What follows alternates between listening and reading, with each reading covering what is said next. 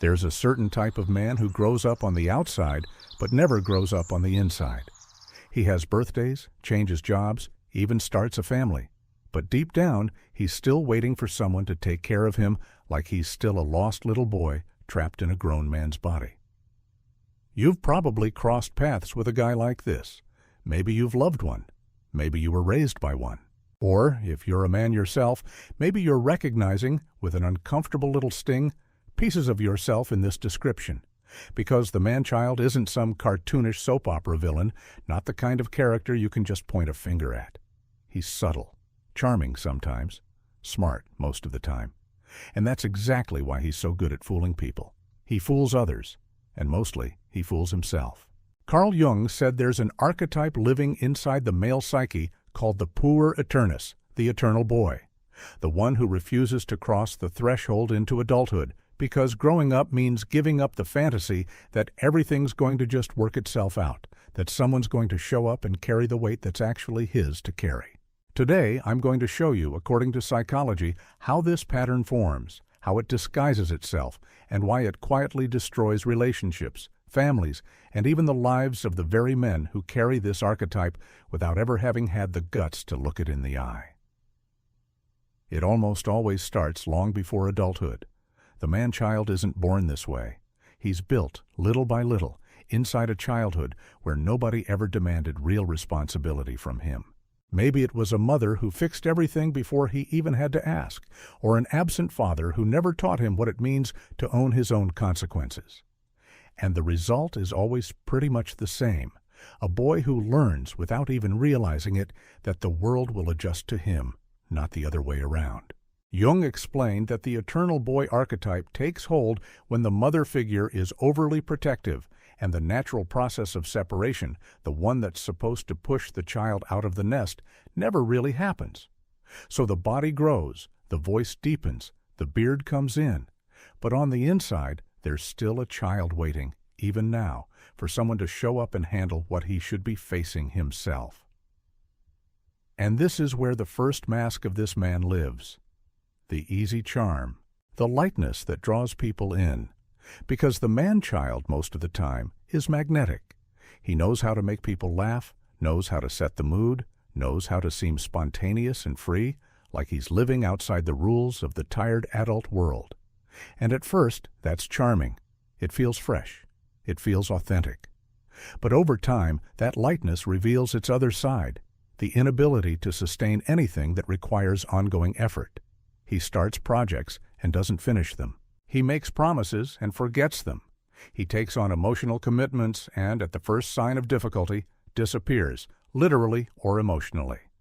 Because for him, the weight of responsibility is always somebody else's job. The second thing that keeps this pattern going is a distorted relationship with his own pain. The man-child never learned how to move through hard things. He learned how to run from them. Whenever life demands a confrontation, he backs off, changes the subject, moves to a new city, ends the relationship, finds a new distraction.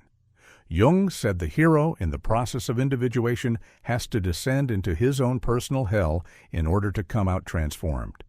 But the eternal boy never descends. He goes around. So he keeps pushing his own growth further and further down the road, convinced that someday, without any real effort, everything's just going to sort itself out. The third trait, maybe the most painful one for whoever's in a relationship with him, is his inability to sustain real emotional commitment.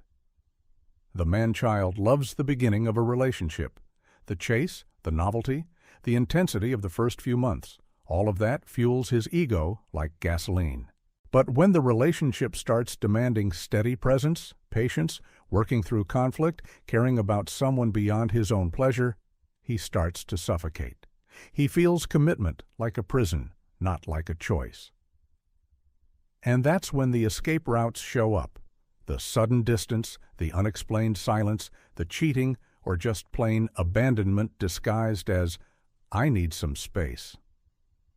He doesn't know how to love in a sustained way, because loving someone for real requires exactly the one thing he's never learned how to do: stay, even when it's hard. The fourth mark of this pattern is financial and practical irresponsibility disguised as being laid back. Some man-children spend money they don't have, borrow things they never return, outsource basic life decisions to whoever's willing to carry that weight for them. And he calls it being easygoing, not living tied down by convention. But really, it's just one more way to avoid ever facing the consequences of his own actions. He wants all the perks of adult life, freedom, pleasure, independence, without any of the responsibility that actually holds that freedom up. The fifth trait is emotional dependency disguised as self-sufficiency. On the outside, he looks like the guy who doesn't need anybody, cool, independent, secure. But on the inside, there's a desperate hunger for approval, comfort, validation. He needs someone to admire him, to console him, to forgive him over and over. And when that source of care starts to run dry, he moves on to the next one, always chasing a new person to take on the role that, deep down, should really be his own job when it comes to his own life. The sixth trait is constantly running from any role that demands emotional leadership. He avoids hard decisions, avoids serious conversations, avoids owning up to mistakes in public. He'd rather downplay it, joke around, change the subject, and when he's called out, he tends to use humor as a shield, turning any serious accountability into "you're overreacting." Jung saw this as a desperate attempt to keep the fantasy of absolute freedom alive, that childlike feeling that nothing really needs to be taken that seriously. And the seventh, maybe the deepest of all, is a paralyzing fear of turning into the father figure he himself rejected. A lot of man-children carry deep down an unconscious rejection of adult masculinity itself because they associate that stage of life with rigidity, coldness, emotional absence, all the things they watched and suffered through, in fathers who also never learned how to deal with their own feelings. And in trying not to repeat that pattern, they end up running from healthy maturity altogether, staying stuck in an eternally young version of themselves, without ever realizing that growing up doesn't mean becoming cold, it means becoming present. There's one more detail almost nobody notices right away. The man-child tends to be extremely skilled at picking partners who make up for exactly what he refuses to develop in himself. Without realizing it, he goes looking for someone organized, decisive, someone who holds things together, plans for the future, makes the hard calls. And at first, that dynamic seems to work because the two of them complement each other. But over time, that partner gets worn down from carrying two lives at once, her own and his.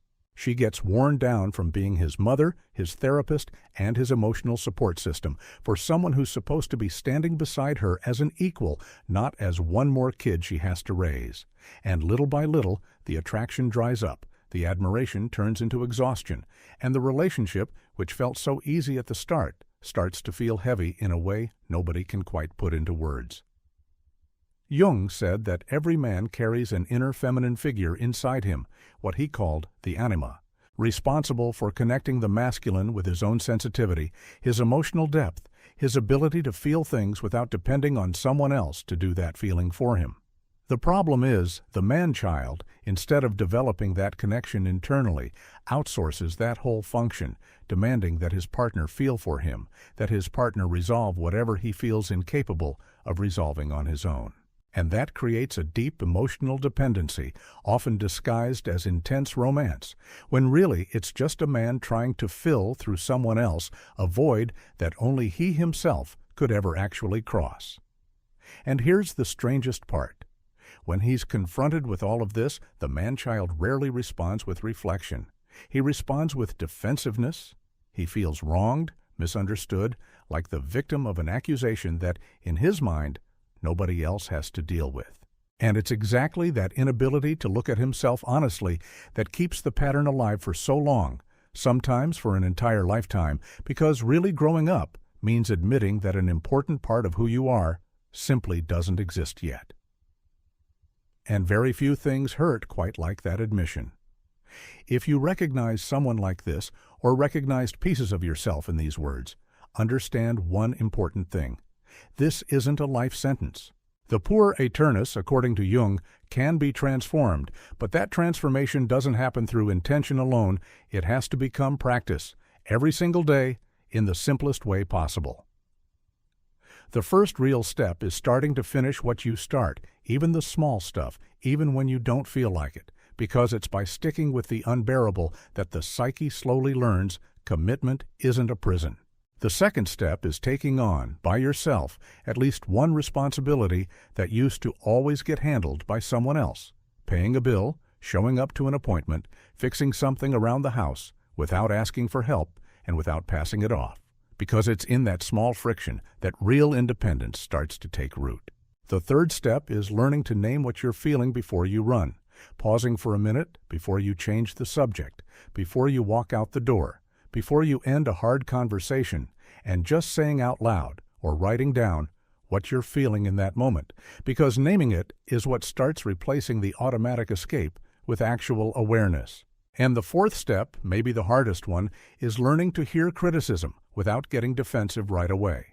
Breathing, letting the information land before reacting, because that pause is exactly what separates the kid who only knows how to protect himself from the adult who finally learns to take ownership. None of these steps require perfection. They require repetition. And it's repetition, not motivation, that sustains any real change. And anyone in a relationship with a man like this needs to understand that love alone can't fix any pattern. Only that person's own conscious decision to grow can actually change this story. Nobody can mature on someone else's behalf. If this video made sense to you, drop this line in the comments. Growing up is an act of courage too. Maybe someone still stuck in this pattern needs to read exactly that today. And if you want to keep learning more about psychology, archetypes, and human behavior, consider subscribing to the channel, because we're going to keep this conversation going here. Thanks for sticking around till the end, and I'll see you in the next video.